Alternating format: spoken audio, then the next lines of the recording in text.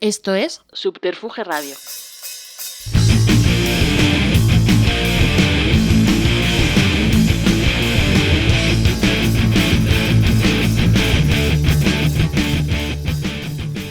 Bienvenidas y bienvenidos a una nueva entrega de Simpatía por la Industria Musical en emisión directa desde el estudio Alfonso Santisteban de la calle Almirante y bajo palio digital de Subterfuge Radio. El testimonio de hoy abarca dos continentes de manera activa, el latinoamericano, con fuerte impronta en Argentina, y el europeo, con el foco en España. Una carrera intensa y extensa de alguien que se ha hecho un hueco importante y un reconocimiento claro y estrecho del sector. Un ejemplo de honestidad y entusiasmo compartido hacen de la visita de hoy algo especial para este podcast. Podría haber ocurrido en el Rastro de Madrid, lugar que ambos amamos y visitamos, o en el Metropolitano por su querencia futbolera que compartimos. Pero ha sido aquí, en el estudio Alfonso Santisteban de la calle Almirante, donde recibimos en una nueva entrega de Simpatía por la Industria Musical a la palabra y el testimonio del incombustible y siempre reivindicable Mundi Epifanio.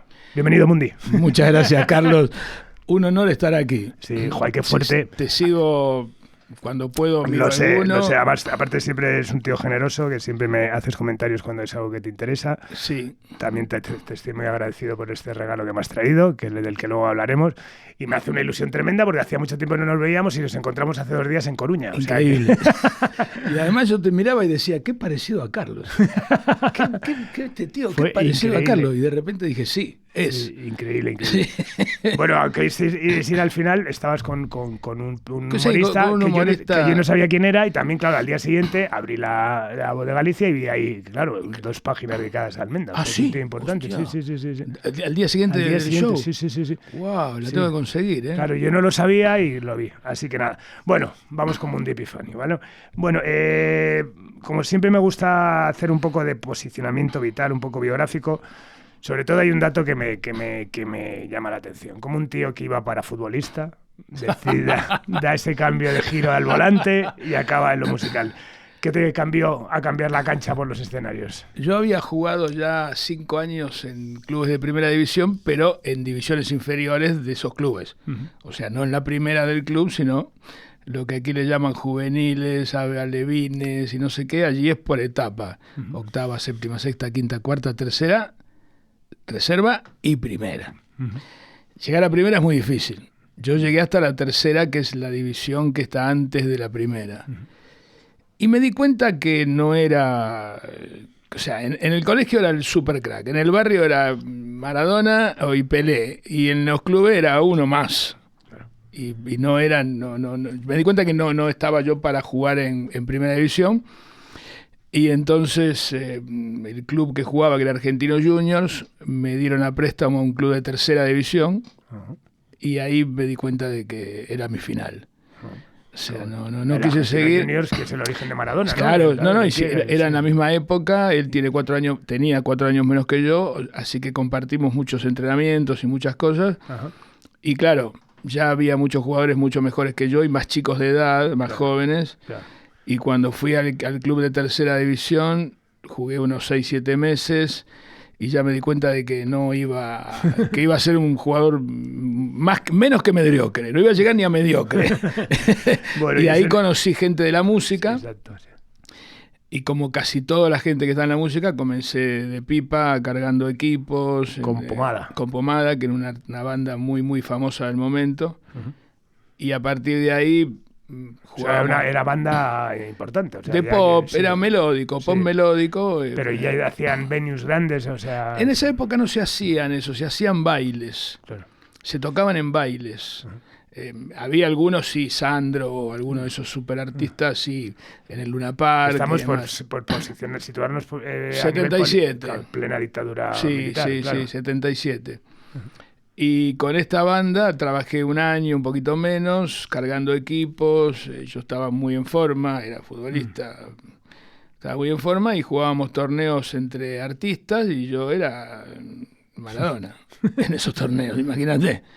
Y entonces muchos artistas me llamaban para jugar para ellos y había que trabajar en el staff como para poder jugar los torneos que había en aquel momento. Y bueno, luego vino un cantante más famoso aún, Quique Villanueva, que era muy top, estaba entre los 3-4 grandes de la Argentina y me dijo, te compro el pase. Hablando futbolísticamente. Y ahí comencé a trabajar con él de técnico de sonido, porque yo no quería cargar más equipos. Que no es como hoy que se carga una vez. En aquel momento hacíamos de jueves a domingo 18 o 20 shows. Claro. Entonces había que cargar, armar, montar, tocar, descargar, desmontar y así 4 o 5 Que era veces por cara más noche. cargar y montar el equipo entero, la pera entera. Completo, claro, sí, completo. ¿no? Sonido, luces y backline. Y estos tíos de pomada llevaban un Hammond. Uf, Con un Leslie. O sea, imagínate.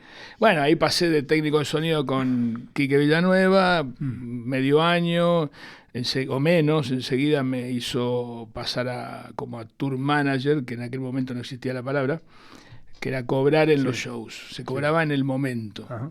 Y eran bolsas de dinero, mucha cantidad, billetes todo usado, arrugado, todo mal. De ahí pasé rápidamente, me convocaron de una agencia artística que trabajé como un año haciendo trabajos de tour manager, de visas de trabajo. Pero antes de seguir, ¿cómo era el ambiente musical argentino a finales de los 70? De los 70. Claro, porque estamos... 70, claro, finales, sí, ahora 78. a nivel histórico conocemos a muchos artistas de esa época, conocemos artistas que tuvieron que irse, conocemos la situación. Claro, había de todo. Yo por esa suerte que tuve en la vida, que conecté con esta gente de casualidad, estaba más en la música más popular, comercial, que le llamaban en el momento, y había algunos cantantes que incluso un par de ellos tuvieron muchísimo éxito aquí en España, como Palito Ortega, que fue un hitazo aquí, vendió millones de discos, y Sandro, que también tuvo su momento aquí en películas con Rocío Jurado y toda esa gente, y había algunos otros que eran muy grandes en Latinoamérica. Yo estuve todo en ese medio, 2 años en total, hasta que Carlos Genizo, que hoy es un número 1 de los promotores americanos, Live Nation Chile es hoy, se quería ir de la Argentina y tenía un grupo que él creía que iba a triunfar y me lo dejó a mí, que se llamaba Riff, del cual Walter es el fan número 1 junto con Los Violadores, ¿no? Son sus 2 grupos admirados. Y aparte de Riff también empezáis a trabajar, claro, de artistas internacionales, giras internacionales. No, eso fue después. Eso fue después. O sea, lo de Riff y Papu es el... Ahí fue cuando me metí en el rock. En el vale. Ahí me metí en el rock y en el desmadre. En el delirio y el descontrol. Porque estos eran así. Y yo le conseguí el contrato de grabación. Yo tenía 24. 24 años. Pero como había hecho 2 años y pico, llamémosle divisiones inferiores, con artistas grandes y con agencias grandes, conocía bastante el mercado. Y eso me sirvió para conseguirle su contrato de grabación, campañas en televisión y demás, y el grupo explotó. Explotó en todos los sentidos, porque era la época de la dictadura militar, y los conciertos eran caóticos, venían miles de personas, pero se liaba cada... Claro, ¿y cómo convivía una explosión popular así con Bueno, justamente esta banda Riff fue la primera que se opuso popularmente y físicamente a la dictadura y a la represión y todo eso. Los conciertos terminaban todos con 1000 personas peleándose con la policía, con el ejército, a hostias. Tenemos el récord de detenidos en un concierto en el Estadio Obras Sanitarias en Buenos Aires, un estadio de muchos años, 365 detenidos. Bueno. En la puerta del estadio. Llenamos 5 comisarías. Récord absoluto. No sé si está en el Guinness Book, pero podría ser. Y a partir de ahí, bueno, los chicos de Los Violadores se acercaron a mí. Porque eres clave, ¿no?, de Los Violadores. Claro. Además es una banda que aparece en otro momento complicado, que es la Guerra de las Malvinas, ¿no? Exactamente. Grabaron el disco, el primer disco lo grabaron en abril del 82, hace exactamente 43 años. Lo grabaron durante toda la etapa de las Malvinas con la producción del baterista de Riff, que era Michel Peyronel, que luego tuvo un grupo aquí que se llamaba Tarsen y demás. Y bueno, el disco ese no lo quería publicar nadie, ningún sello, porque con ese nombre y con los militares del poder. Entonces cuando se fueron los militares, a principios del 84, lo publicamos. ¿Y cómo fue ese momento? Porque, claro, me imagino que también, ahí más allá de todo, con la guerra de las Malvinas habría un exaltamiento nacionalista, ¿no? De lo argentino frente a lo anglo. Claro. Y el rock siempre había sido anglo, ¿no? Sí. Por esencia. ¿Cómo Pero fíjate qué paradoja. Fue paradójico y a nosotros nos ayudó muchísimo la guerra de las Malvinas, aunque no quiero que suene mal, porque los militares prohibieron la música en inglés en los medios de comunicación. Ah, directamente. Directamente. Entonces, ¿qué pasó? Estábamos nosotros ahí justo, Claro. con riff y ¡fua! O sea, explotó porque no ponían música en inglés. Claro. Sí, Ponían algo en francés, algo en italiano. Claro, en España cuando la SER dejó de poner cosas de majors para poner, y empezaron a poner cosas independientes de Dro, y eso subió para arriba. Claro, en ese momento. Sí, claro, sí. Exacto. Qué bueno. Y bueno, no es casi lo mismo, pero sí, es bueno, pero similar. que sí, que aprovechando una circunstancia Claro, extraña, fue ¿no? una coyuntura que nos ayudó muchísimo, y esa ola de no poner música en inglés, más allá de que cuando se fueron los militares, siguió un poco más en los medios. No es que se fueron los militares y enseguida todos ponían música en inglés. Claro, fueron de a poco. Claro. Y en ese momento aparecí yo con el segundo disco de Los Violadores, Ajá. que tenía una canción que se llamaba 1-2 Ultraviolento, que pegó muchísimo en todo el cono sur de Latinoamérica, de Sudamérica, y nos beneficiamos también por eso.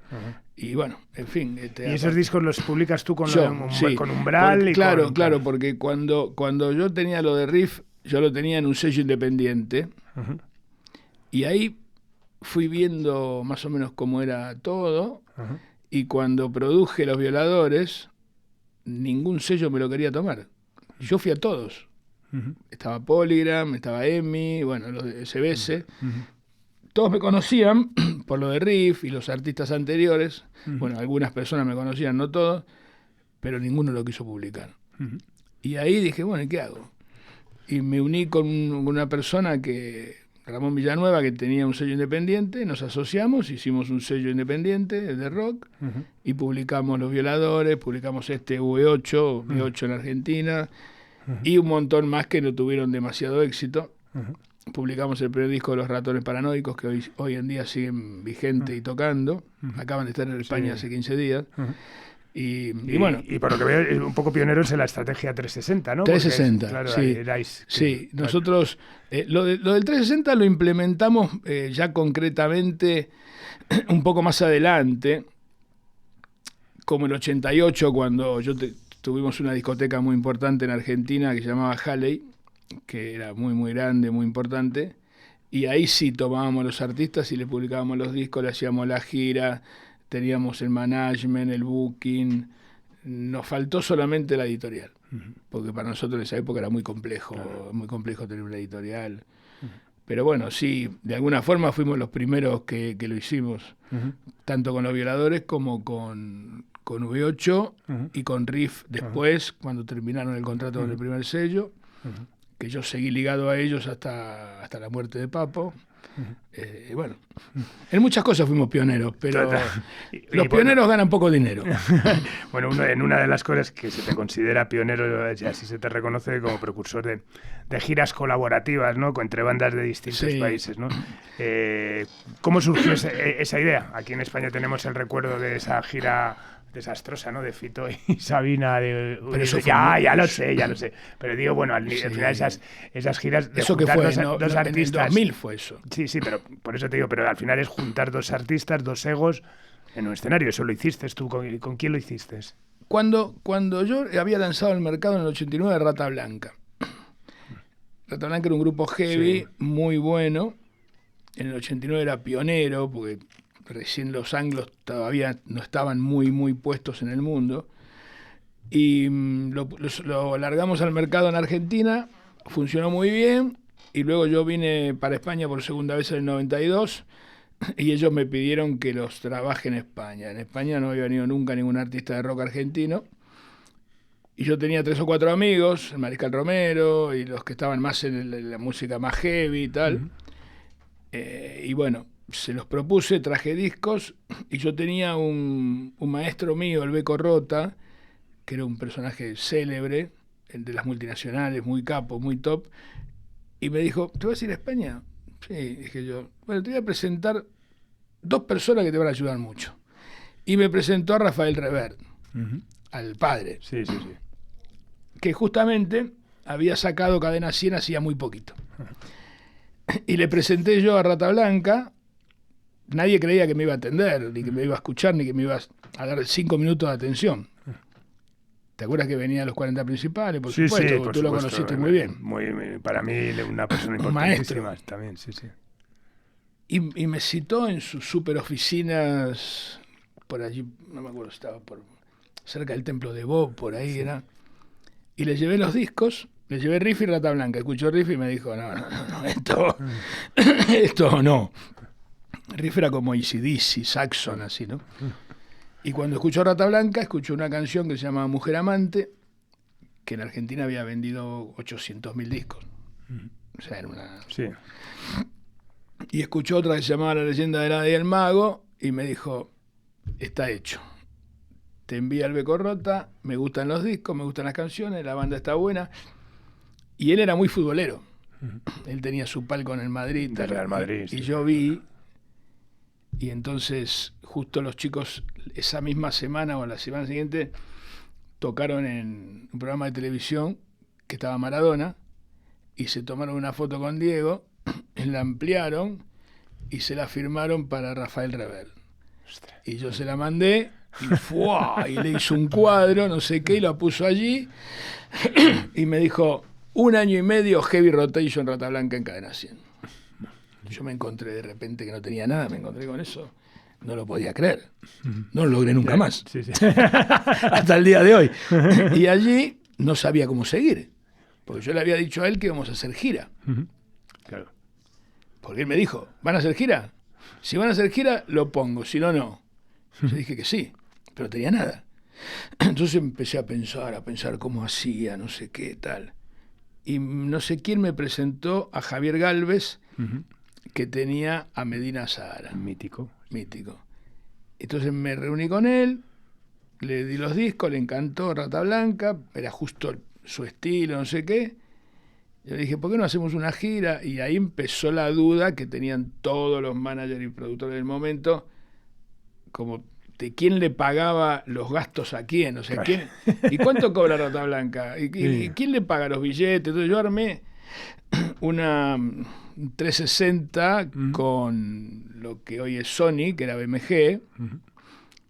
Ellos estaban en Universal, ya lo puedo contar porque ya prescribió el delito. Entonces, BMG quería a Rata Blanca y yo estaba negociándolo. Entonces dije, bueno, vamos a hacer una cosa. Yo les vendo el contrato a Rata Blanca, cuando termine el de Universal, faltaban 6 meses, ¿no? Tampoco estaba tan mal lo que estaba haciendo yo. Y dije, pero queremos grabar un disco en España. ¿Cuánto cuesta esa grabación? Me dijo el que era director artístico de D'Artagnan Sarmiento. Y yo le dije, tanto, no me acuerdo. Entonces, entre eso y el grupo puso dinero para los billetes y no sé qué, nos vinimos y hicimos una gira. Yo le dije a Javier Galvez que no le iba a cobrar nada. Me dijo, ¿cómo no me vas a cobrar nada? Digo, no, yo no te voy a cobrar nada. Claro, era inentendible eso, no existía esa palabra. Claro, no. O sea, en la música establecida, ¿no?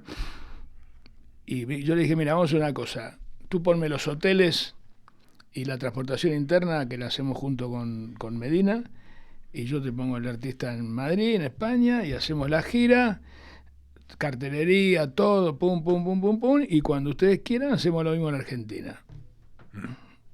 Cuando ellos quieran. Claro. No quisieron nunca después. Nunca se hizo. La de ellos en Argentina. La de Rata Blanca sí. Entonces hicimos una gira con ellos muy potente, como de 20 shows, y Rata Blanca explotó. El público de Medina Zahara no paraba de saltar, aplaudir.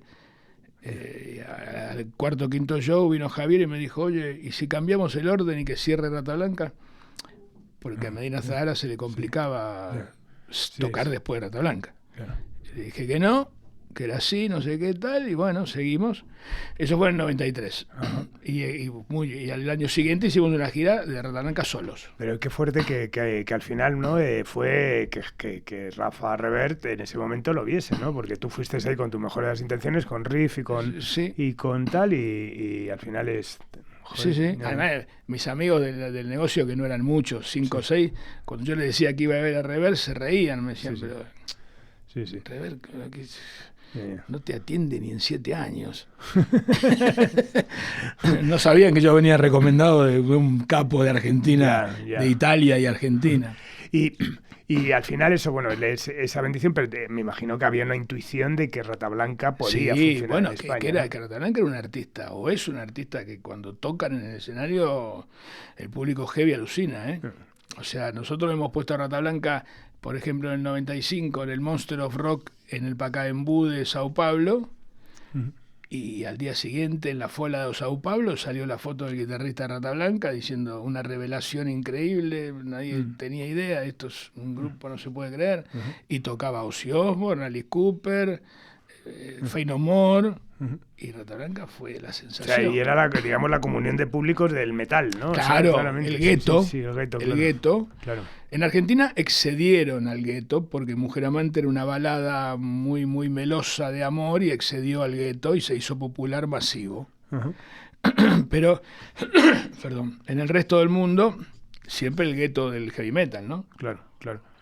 Y después de Rata Blanca, tú continúas ya en España y ya ves que... Claro, ahí después ya, Todos tus muertos, muy poco, pero sí lo hicimos cosas con lo de Oyuka y el otro sello, no me acuerdo. Sanosenki.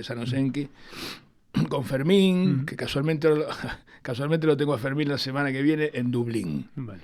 Le hago un show en Dublín el 25 de abril.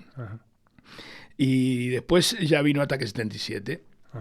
Vino Ataque 77, que también lo empezamos a meter. Ahí me ayudó mucho Maxi Pinero, que me presentó mucha gente.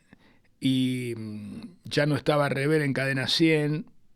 No me acuerdo quién estaba en ese momento, tipo 98, 99. Y entraron 2 o 3 canciones de Ataque en rotación. Y ahí hicimos un montón de giras en España, siempre apoyado por el gueto punky en este caso, ¿no? Y así, por ese mismo gueto punky, hicimos muchas giras en Europa. Y ahí yo implementé nuevamente el ida y vuelta, que hablamos, que prácticamente lo inventé yo. Y ahí lo empezamos a hacer con Escape. Escape en América y Ataque con Escape aquí. Reincidentes en América y Ataque con Reincidentes. Porretas y así, ¿no? Con bandas de allí, o sea... Con Ataque 77. Sí. Vale. Con Ataque 77. Después también lo instrumentamos en Suiza, con una banda de Suiza y en Italia.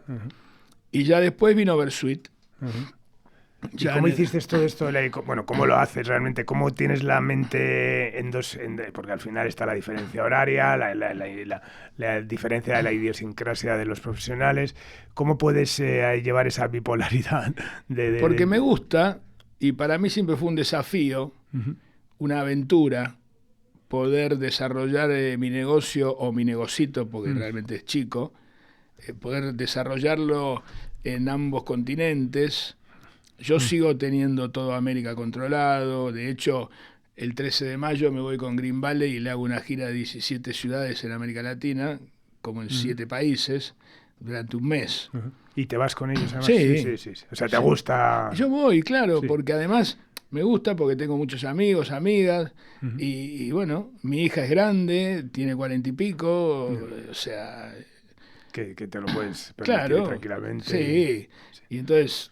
Voy y arreglo un montón de cosas, sigo haciendo la rueda, lo mismo que en Europa. Con los artistas argentinos con los que sigo trabajando también hago giras en Europa largas. Y voy, y bueno, y aquí estoy. Y con la diferencia a niveles de industria, claro, viviste la industria argentina cuando era muy, muy potente. Yo no lo llegué a ver tanto eso, ¿eh? Eso fue cuando yo empezaba. Vale. La industria argentina potente que me contaban mis mayores, los managers y los productores más mayores que yo no lo vi casi. Eso fue en los 70. Vale. O sea que Después- ya incluso cuando estaba el CD todavía ya empezaba, ya no era un mercado... Lo fue en los años 90, pero por una cuestión coyuntural económica y no por las ventas. Ya. Vale decir, en Argentina toda la década del 90 existió lo que le llamaban el 1 a 1, que un peso, un dólar. Entonces, el CD en España costaba 6, 7 dólares al público y en Argentina 25. Entonces, claro, si tú vendías 5 veces menos, ganabas mucho más Claro. de ganancia en dólares, ¿no? Y por eso fue que durante los años 90 hubo compañías argentinas que tuvieron superávit para exportación. Y ahí sacamos Ataque 77, Rata Blanca, 2 Minutos y varios artistas más, Fito Páez, varios artistas más, empujados por las compañías, porque con el porcentaje del bache que tenían para exportación, a 25 dólares el disco, Ya. imagínate. Ya. O sea, Sí. una cantidad de dinero que le sobraba. Bueno, nuestro amigo Pelo Aprile, Sí. que esté haciendo lío donde esté, él fue un pionero en la inversión de exportación cuando estaba en Polygram. Ajá. Con 2 Minutos y muchos artistas de Polygram le puso pasta a lo loco porque, claro, Claro, era más... había que gastarla. Claro. Sí. Estaba dentro de ese porcentaje que usan los sellos para exportación, ¿no? Claro, sí. Y bueno, y yo también agarré algo de eso para Rata Blanca y para Ataque 77, tanto en América como en Europa, durante los años 90. Fue una coyuntura económica financiera. Claro. Cuando terminó eso, Ya se fue todo. Sí. Y que sobre todo a partir del año 98, una cosa así, 99, ¿no? 2000, 2000. en el 2000 ya empezó a acabarse esa fantasía irreal, porque era todo así, que un disco cueste 25 dólares en Argentina y 6, 7 dólares en España y 8 o 10 en Estados Unidos, Ya. es una irrealidad. Ya. Y luego eso va acorde también a toda la fluctuación de la moneda en nivel general. Y yo siempre me pregunto, cuando ves todavía que se hacen festivales como el Cosquín, o sea, grandes eventos y tal, ¿cómo se puede mantener con esas bajadas del valor del dinero tan grandes, también al final la gente, ¿no? De la capacidad que tiene para gastarse para conciertos? Porque primero que en Argentina durante el año hay, hablando de música pop, mestizaje, rock, lo que tiene que ver con lo que estamos hablando, como mucho puede haber 15 festivales o 12, cuando en España hay 1080 o 1100. Entonces, claro, la diferencia es muy grande. Entonces, esos pocos festivales que hay se mantienen bien, porque todos los artistas... festivales, pero también artistas que van de gira a salas, eso sí, ¿no? claro. En Argentina hay 8 o 10 millones de personas que tienen dinero. Después hay otros 8 o 10 millones que viven al día y hay otros 8 o 12 o 15 que están muertos de hambre. Literalmente. Es Vox Populi, yo no estoy diciendo nada que no se conozca.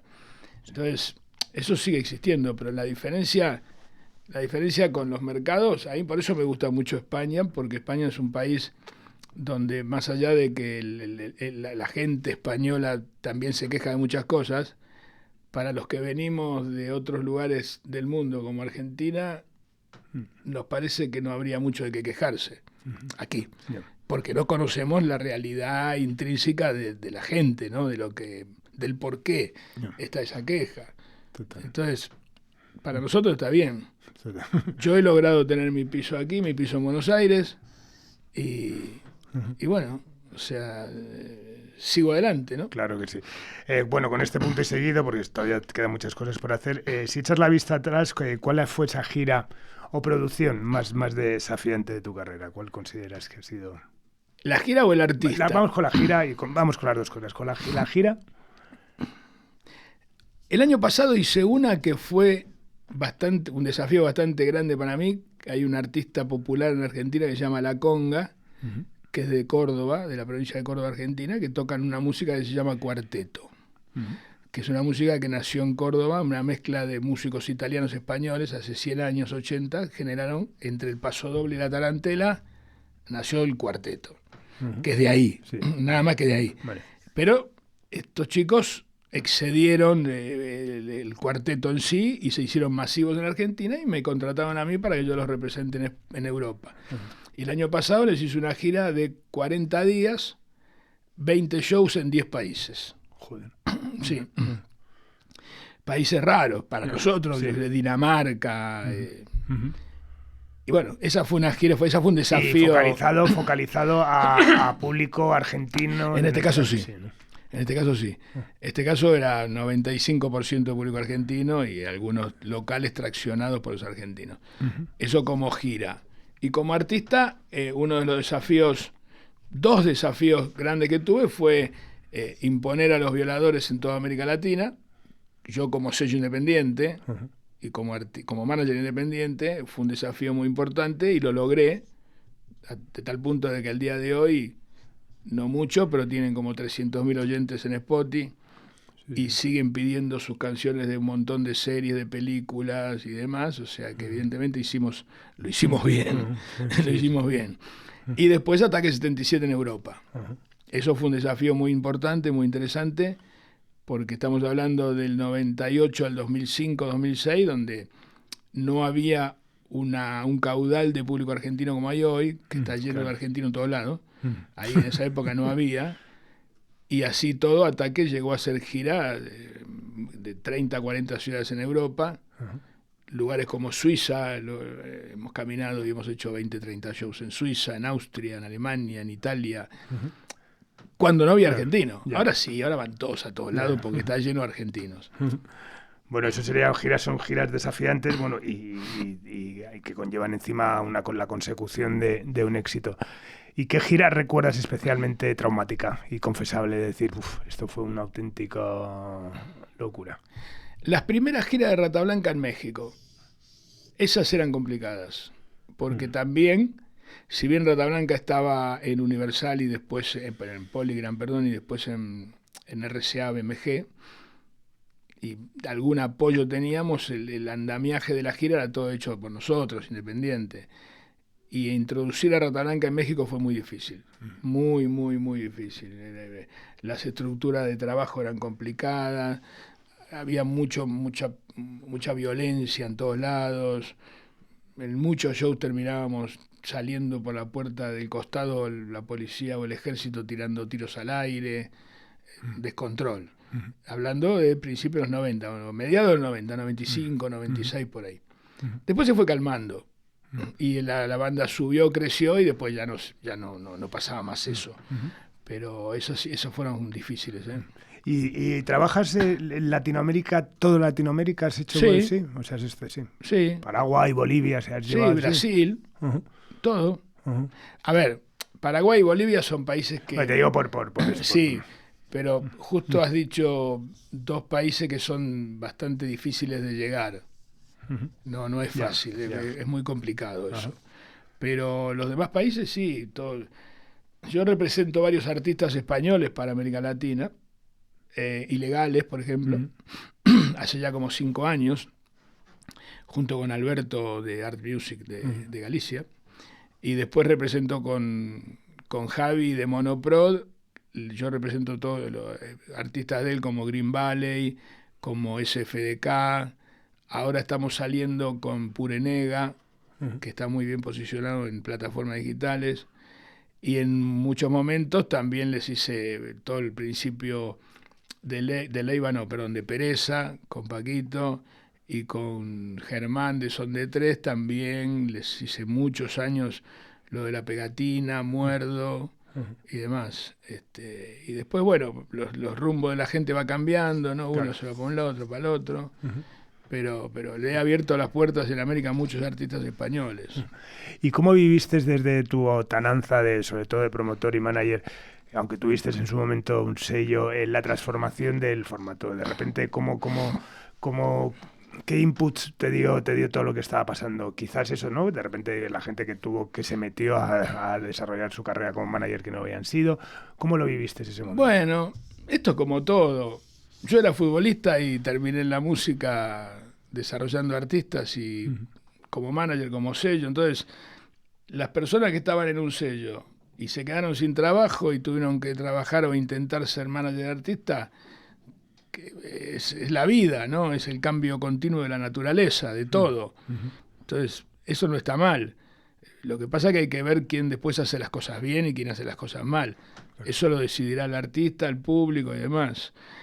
Con respecto a los cambios de formato, yo soy una de las personas que está muy feliz con la llegada de las plataformas digitales. Porque te acuerdas la época aquella de MySpace y todo eso. Sí, que no daba nada. Que era todo una pirateada. Sí, sí. Incluso, yo te digo, en ese momento, suerte que no me sucedió, pero si venía un sello y me decía, te doy no sé cuánto por mis artistas, se los vendía todos. Sí. Suerte que no lo hice. Sí, sí. Pero bueno, a ti te habrá pasado. Sí.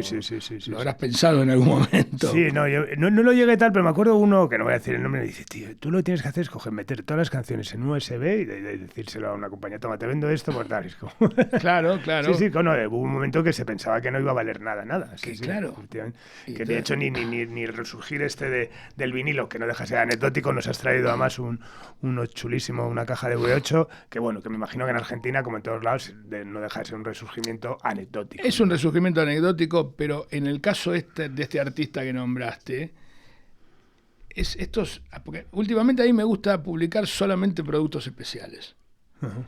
Ya no me gusta publicar un CD o un vinilo suelto, también lo hago, pero lo que me gusta realmente es este tipo de productos que son incunables, que hacemos, de este hicimos 1500 copias y deben quedar 100. Es un producto que en Argentina se vende a 150 euros, que es caro, pero claro, tiene un cuadro de metal, tiene los 3 discos, tiene un libro muy interesante. Este tipo de cosas sí sigue funcionando muy bien. La venta de vinilo independiente está cayendo mucho. Sí. Está cayendo mucho porque, claro, la mayoría de la gente lo compraba por coleccionista. Casi, no te digo todo, pero mucha gente lo compraba por coleccionista y mucha gente lo compraba por coleccionista y no tenía ni siquiera un plato para oír los vinilos. Entonces, claro, cuando ya te gastaste no sé cuántos cientos o miles de dólares y dices, pero ¿qué estoy haciendo yo con esto? ¿Y qué hago yo con todo esto? Totalmente. Bueno, Ani, como representante, como manager, ¿qué gana? Me imagino que eso es algo que con la edad se aprende y como intento que simpatía tenga también esa connotación un poco pedagógica, didacta. ¿Lo emocional o lo profesional? Es decir, es difícil muchas veces equilibrar pues eso, ¿no? Que dice mucha gente, que yo mismo, ¿no? Cuando empiezas que te confundes, que muchas veces piensas que el artista es tu amigo y esas cosas. Eso sí. Y debido a eso, muchas veces me cuesta trabajar con artistas que no conozco bien, que no los conozco humanamente, personalmente, ¿no? Y entonces, ya desde hace 7 años o 6, cuando se venció mi contrato con Ataque 77, que fueron 16 años de representarlos y llevarlos arriba de todo, a partir de ahí me dediqué a representar artistas en forma exclusiva para determinados territorios, pero poco tiempo por año. Entonces tengo los que te nombraba de España, que los veo a Ilegales, los veo 3, 4 fines de semana por año, siempre está todo bien. Tienen ganas de verme, tengo ganas de verlos, sobre todo Jorge, que es un personaje único, y con los demás igual. O sea, con Green Valley me hago una gira de 20 días, después no los veo hasta el año que viene. O quizás los veo un día en Chile, aislado. Y con los argentinos también. Ahora viene la conga, lo hacemos en octubre, 20 días. Ya. Después no los veo más. Entonces, claro, siempre está todo bien. Claro, no se llega a saturar la imagen ni a saturar la convivencia. Porque lo que tú decías está clarísimo y en la relación de muchos años es como una pareja, como una familia. Empiezan los roces y se confunden los papeles. El manager muchas veces pasa a ser un psicólogo sin haber estudiado psicología, pasa a ser un economista sin haber estudiado economía, un tío sin ser el tío o un hermano sin ser el hermano, y todas esas cosas no terminan bien en muchos casos.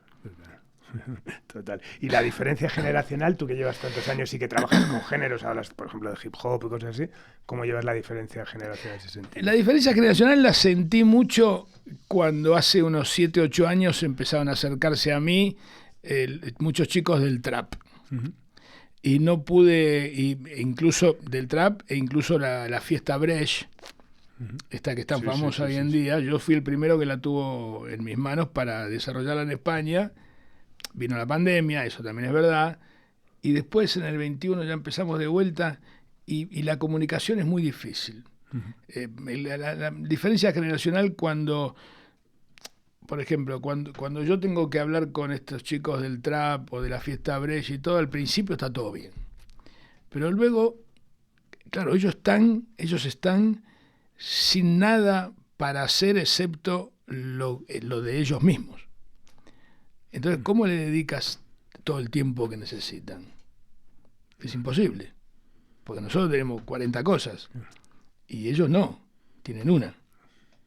Entonces, las 40 contra una es imposible de coincidir, porque excepto algunos productores o managers que tienen una estructura de 40 personas trabajando, entonces puede ser, como hoy Fede Lauría, que tiene 50 personas trabajando, entonces tiene una comunicación fluida con los artistas a través de sus empleados. Claro. Pero en el caso mío, que siempre fuimos poquitos... Sí, es importante eso. Además, yo, muchas veces así, cuando llegas a casa también con cosas que has tenido con artistas, ¿no? Y con mi mujer, que es mi psicóloga, claro, acaba... Claro, le dice, ¿no? Muchas veces, claro, es que para ti... Un artista X no deja de ser un artista del catálogo. Claro. Para él es su vida. Claro. Todo es su vida, ¿no? Entonces muchas veces es difícil conciliar, ¿no? Muy difícil. Esos dos espacios. Muy ¿no? difícil. Totalmente. Bueno, ¿qué te sigue apasionando de este trabajo después de tantos años? Me sigue apasionando desarrollar artistas en territorios donde muy pocos entraron. Ahora me estoy dedicando a Andorra, por ejemplo. Muy bien. Como con los youtubers. Bueno, no, pero sí. Pero, por ejemplo, hicimos el otro día un show con Fede Cirulnik, que conociste en Galicia el otro día, en Andorra. Nunca había actuado un artista argentino en Andorra. Españoles supongo que habrán ido, pero argentino no. Y ahí me gustó. Dije, voy a hacer más shows aquí. Ahora tengo La Conga, en octubre allí. Estoy cerrando Versuit para septiembre, que Versuit viene a hacer una gira que se llama 25 años con España. O sea que hace 25 años que estamos trabajando Versuit en España. Es mucho, es bastante. Sí. Y por suerte han calado bastante bien en el público español, entonces tienen cierta cantidad de público español, lo que ayuda mucho. Y bueno, esas cosas me siguen gustando a mí. O sea, ahora por ejemplo con Green Valley en Brasil, a ver si podemos meterlos en el Brasil, que sería un pelotazo increíble. Eso me sigue gustando. Y si miras atrás, ¿qué consejo le darías al Mundi de 1978 que empezaba la música? ¿Qué consejo le daría? Joder, le diría que en los 80 se hubiese portado mejor. que no hubiesen hecho tantos líos en los 80, que fueron, como dice un gran locutor argentino, dice, el que te cuenta mucho de los 80 está mintiendo porque porque seguramente no se tendría que acordar tanto. Total. Bueno, siempre termino, Mundi, con una pregunta recurrente, que es eso, pues que ¿quiénes han sido tus referentes en el mundo de la música? En el mundo de la música yo tuve, por suerte, algunos grandes maestros a nivel de promotores y manager, ¿no? Y, o sea, de artistas no, porque... Claro. Los artistas los fui encontrando en el camino y bueno. Sí. Pero había un personaje que se llamaba El Beco Rota, que era un productor argentino muy, muy top, que fue el que hizo la gira de Queen en Latinoamérica en el 81, todo Latinoamérica. Fue el que llevó al actor francés Alain Delon, que era muy famoso en esa época, lo llevó a Argentina por primera vez. Un personaje de leyenda al cual todo el mundo admiraba, y por esas cosas de la vida le caí bien y me ayudó, él fue el que me metió, como te decía, con Rafael Rever, el que me metió con Roberto Medina en Rock in Rio 1, en enero de 85. Bueno, en fin, con Azcárraga. Tigre Azcárraga. Claro. Él me decía, ¿a dónde? Yo te presento a esto, te presento a otro. Me decía, no vayas a ningún lado sin avisarme, porque te vas a equivocar el camino. Yo te voy a decir a quién tenés que ver. Ya que tenés ganas de ir a España, pum, aquí tenés Fernando Salaverry, Rafael Rever y no sé, alguno más. Sí. En México, Acosta Segura, el de que tenía Gas, el sello Gas, no sé si te acuerdas, un sello muy grande, mexicano, top. Sí. Y el Emilio Azcárraga, y así, ¿no? En Chile tenés que ir a ver no sé quién, ¿no? Él me ayudó mucho. Y después, bueno, fueron algunos managers argentinos mayores, cuando yo tenía 22, 23, que me contaban cosas o me enseñaban cosas que tenía que hacer, que no tenía que hacer. Había uno que se llamaba Ricardo Berbari, que vivía en Miami, ya fallecido, que escribió un libro de cómo ser agente artístico, y un capítulo se llamaba El Cholulo, el peor enemigo del artista. En Argentina el Cholulo se le llama al fan calificado, como yo lo he renombrado fan calificado, que es el fan que tiene acceso al artista. Sí. No el que va y mira y se va, sino el que tiene acceso al artista y le palmea la espalda y le dice, oye, ¿y tú qué haces con estos tontos, estos gilipollas, si tú eres el número uno y quédate solo? O sea, ese tipo de fan calificado se llama el Cholulo. Y el capítulo se llamaba El Cholulo, el peor enemigo del artista. Y me encantó. Y me quedó ahí como... Qué bueno. Sí, increíble. Y bueno, y después varios más, pero que no son conocidos en España. Vale, pues nada, muchísimas gracias, Mundi. Ha sido Por un favor. auténtico placer contar con tu testimonio en este punto y seguido de una carrera que sé que le quedan muchos capítulos por escribir y Sí. muchas veces por encontrarnos. Vamos a seguir adelante, tú y yo. Exacto. Los dos. Muy bien, pues nada más, despedimos esta nueva entrega de Simpatía por la Industria Musical, emitiendo desde el estudio Alfonso Santisteban de la calle Almirante, en Subterfuge Radio y con Laura Rodríguez a los mandos técnicos. Y hoy nos vamos con Nada de Hipergéminis. Adiós.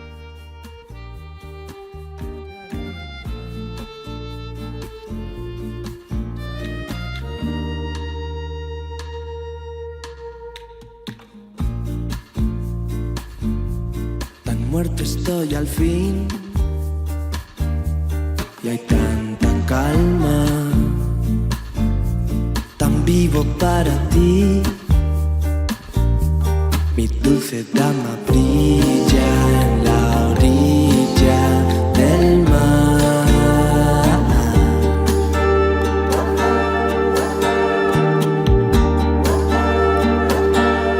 Yo no entiendo